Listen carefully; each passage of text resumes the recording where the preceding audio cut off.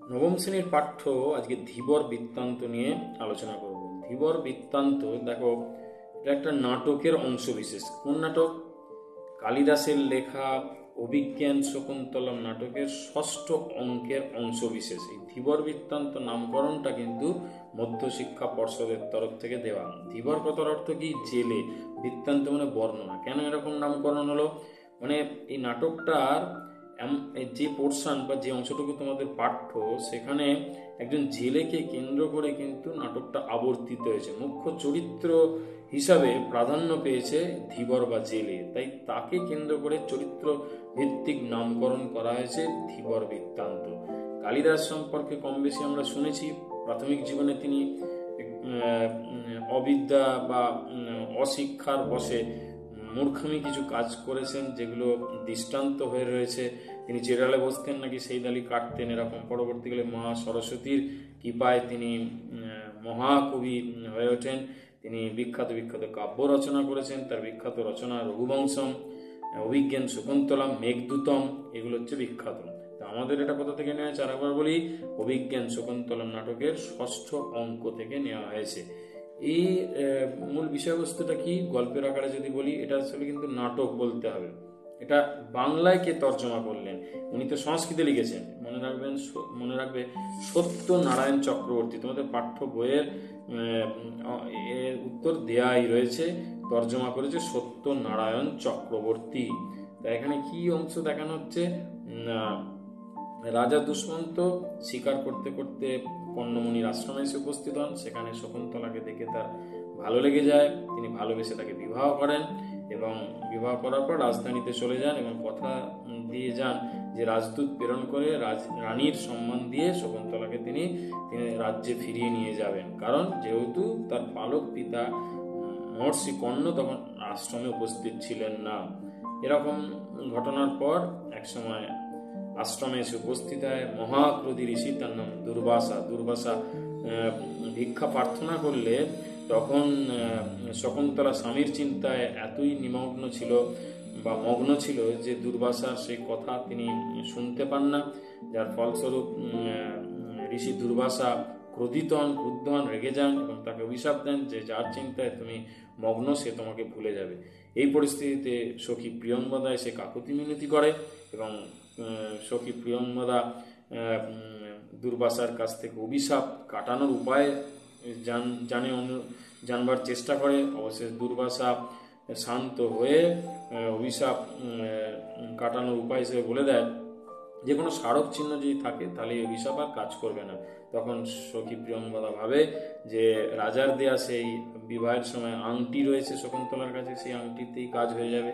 এরকম সময় যথারীতি কর্ণ আবার ফিরে আসে। কর্ণ মুনি তখন শকুন্তলাকে প্রতিগৃহে পাঠানোর আয়োজন করতে থাকে। ঠিক সেই সময় শচী তীর্থে স্নান করে এবং অঞ্জলি দেওয়ার সময় শচী তীর্থে একটি জলাশয়ে শকুন্তলার সেই দুষ্মন্তের দেওয়া আংটিটি জলে পড়ে যায়। যথারীতি রাজসভায় উপস্থিত হলে শকুন্তলা অপমানিত হয়।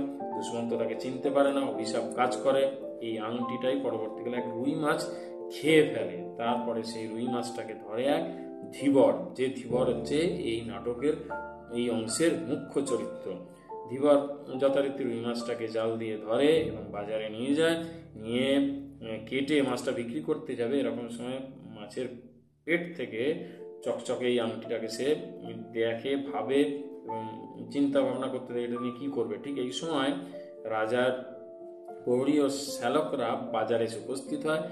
তাকে আংটি সময় দেখে ফেলে এবং তাকে চোর হলে বা অন্যায় করেছে, রাজার আংটি চুরি করেছে ভেবে তাকে শাস্তি দেওয়ার জন্য হাত বেঁধে রাজার কাছে নিয়ে আসতে থাকে। তার আগে দুই প্রহরী সূচক এবং জানুক এবং রাজার সম্বন্ধী বা শ্যালক তাকে নানান কটু কথা বলে, তাকে অপমান করে, তাচ্ছিল্য করে। সে যে জেলের কাজ করে, এইভাবে সংসার চালায়, তার জন্য তাকে গঞ্জনা দেয় এবং তার গা থেকে কাঁচা মাংসের গন্ধ আসছে, এরকমভাবে তাকে ব্যঙ্গ করে। কিন্তু ধীবর সবসময় সত্যি কথা বলে, সৎ পথের থাকার কথা বলে যে এটা আমার জীবিকা, এর জন্য আমার তো লজ্জা পাওয়ার কিছু নেই। উদাহরণ দিয়ে বোঝানোর চেষ্টা করে। অনেক সময় বেদে উল্লেখ করা আছে যে পশু হত্যা অপরাধ, কিন্তু তা সত্ত্বেও অনেক পুরোহিতরা দেখা যায় যে যজ্ঞের সময় প্রয়োজনে অনেক পশুকে বলি দেন। সেরকমই আমাকে প্রয়োজনে আমার জীবন ধারণের জন্য, সংসার চালানোর জন্য এই মাছ সংগ্রহ করতে হয়, মাছ ধরতে হয় জাল দিয়ে। তাতে লজ্জা পাওয়ার তো কিছু নেই। এগুলো যুক্তি দিয়ে সে বোঝানোর চেষ্টা করে। আর সূচক জানুক তাকে নানানভাবে ভয় দেখায় যে চল তোকে আমরা শকু রাজার কাছ থেকে আদেশ আসার পরে তুই তো চোর হিসাবে সাব্যস্ত হবি, তুই তো দোষী বুঝতেই পারছি, তোকে শকুন দিয়ে খাওয়াবো, কুকুর দিয়ে খাওয়াবো, তোকে শুলে চড়াবো, তার আগে তোর গলায় মালা পরাবার জন্য আমাদের হাত নিষ্পিস নিষ্পিস করছে, এই ধরনের ভীতিমূলক কথা তাকে বলে এবং তাকে বাটপার বলে, ডাকাত বলে, তাকে পকেটমার বলে, এই ধরনের নানান কটু কথায় তাকে সম্বোধন করা হয়। অবশেষে শ্যালক কি করে, রাজবাড়ির সামনে গিয়ে উপস্থিত হয় এবং দুই প্রহরীকে বলে তোমরা বাইরে দাঁড়াও, আমি গিয়ে রাজার কাছে সমস্ত ঘটনা খুলে বলি, আংটি দেখাই এবং এই জেলে ঠিক বলছে কিনা সেটা যাচাই করে নিয়ে আসি। অবশেষে রাজপ্রাসাদে যায়, রাজার সঙ্গে কথোপকথন করে, তারপরে ফিরে আসে। ফিরে এসে সূচক চাণক্যকে বলেন যে না, এ খুবই সৎ ধীবর, যা বলেছে প্রথম থেকে শেষ পর্যন্ত পুরোটাই ঠিক, রাজামশাই সেটাই মেনে নিয়েছেন, তাই একে শাস্তি দেওয়া যাবে না, বরঞ্চ রাজামশাই এই আংটি ফিরে পেয়েছে বলে এই আংটির সমপরিমাণ পুরস্কার অর্থ এই জেলেকে দিয়েছে, যা দিয়ে সে আজকে সংসার চালাতে পারবে, তার কাজে লাগাতে পারবে। এইরকম কথা শুনে সূচক জানুক দুই প্রহরী ভাবে এ তো শুলের চড়ানোর জায়গায় হাতির পিঠে উঠিয়ে দেওয়া হলো, এইরকম পুরস্কার সে পেয়েছে। এরকমভাবে তারা তাদের ভুল বুঝতে পারে, শ্যালকও নিজের ভুল বুঝতে পারে।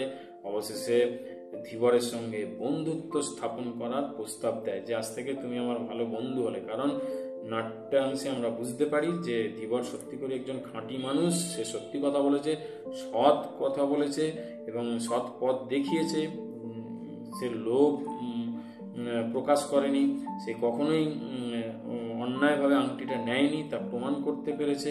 এখানেই নাট্যাংশটা শেষ হয়েছে। এই নাট্যাংশের বিষয়বস্তু আমি গল্পের আকারে তুলে ধরলাম। যদি ভালো লাগে বন্ধুদের মধ্যে শেয়ার করো এবং পরবর্তী পাঠ পাওয়ার জন্য চ্যানেলটিকে অবশ্যই সাবস্ক্রাইব করো।